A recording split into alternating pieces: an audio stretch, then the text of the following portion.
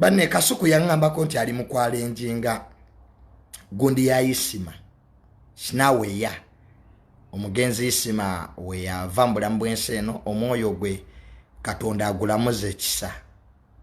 So nalabye ku Kasuku ngagamba nti agenda kutegeka anniversary y'okujjukira omugenzi Jajja Isima Jajja Good Mukama amulamuze ekisa yonna gyali.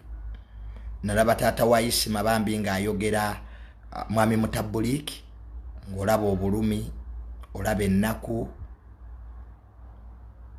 Badde nsaba mu buwombeefu naddala mmwe bannaffe abali ebweru w'eggwanga nga Allah yakusaasira n'ofuna ku ssente, nga Allah yakusaasira n'oba n'omutima ogugaba ate omusaasizi.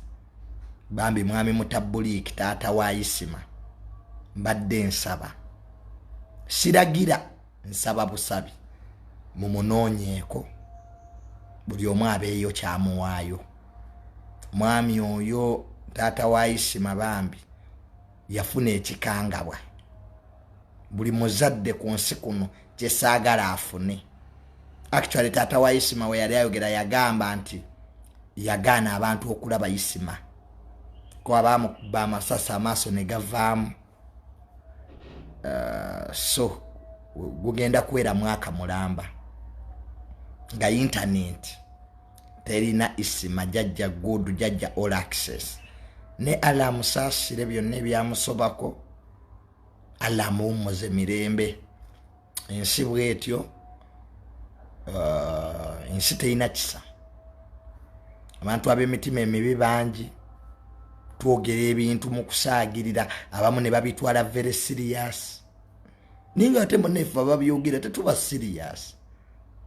Abantu ne banyiiga, abantu balina obusungu, abantu balemeddwa, obulamu bubalemye, kati obusungu obwo banoonya gwe babuteekako. Naye nga Isima yafiira mu busungu. Era nina ebintu bye nakyusaamu. Abantu ndowooza temukyandaba nnyo mu mabaala. Sitambula kiro. Nagenda nejjako abantu abamu. Kwa Uganda gye nali mmanyi yali ndala.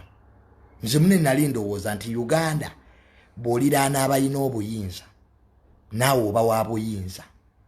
Naye nakitegeera si kituufu. I thought that when you are near powerful people, you are also powerful. Ng'omugana ganti okutuula n'abalangira naawe tekikufuula mulangira, nakitegeera. Era kati abantu mbagenda kitono. Sikyalina kyembuusabuusa ati tekisoboka. Nze olunaku Isima lwe yafa lwe nategeera nti Uganda gye nali mmanyi ndala.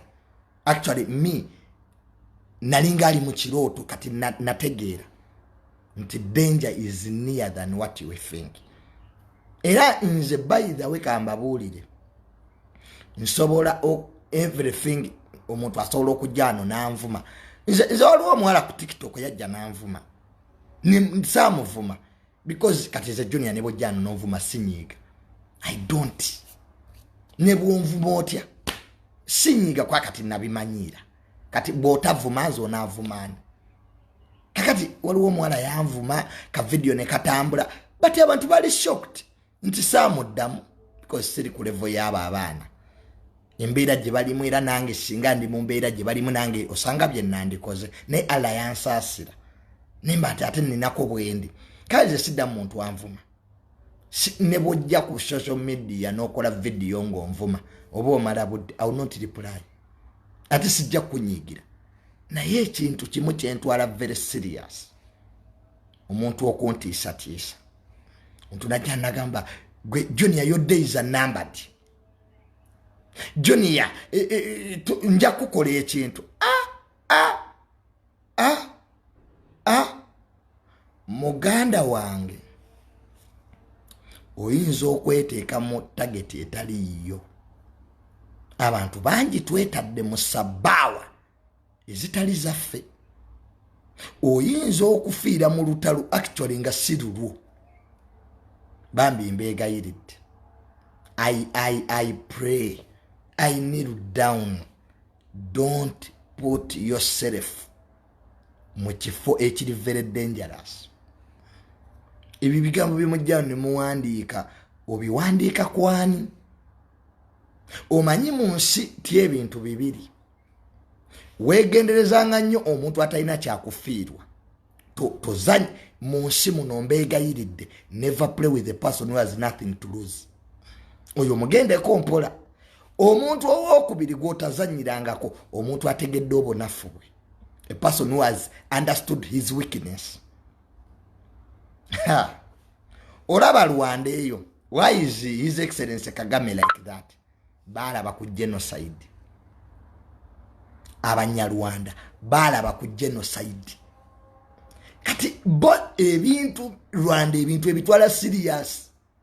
Eno Uganda osobola ogizanyirako onoovuma President Museveni. Wano mu Uganda osobola okukola by'oyagala. Nalabye Joe Sauda Madada ali mu byambalo by'abajjeno. Awo erubaga ku mbaga ya Chairman Nyanzi.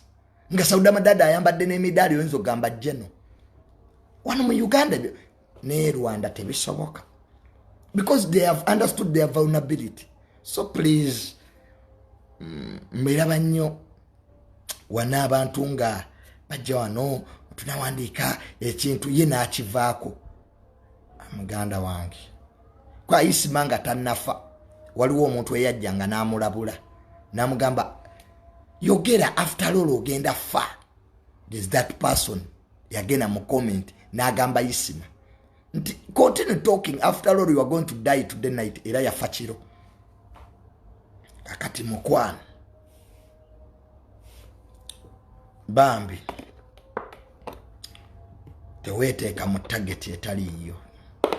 Don't.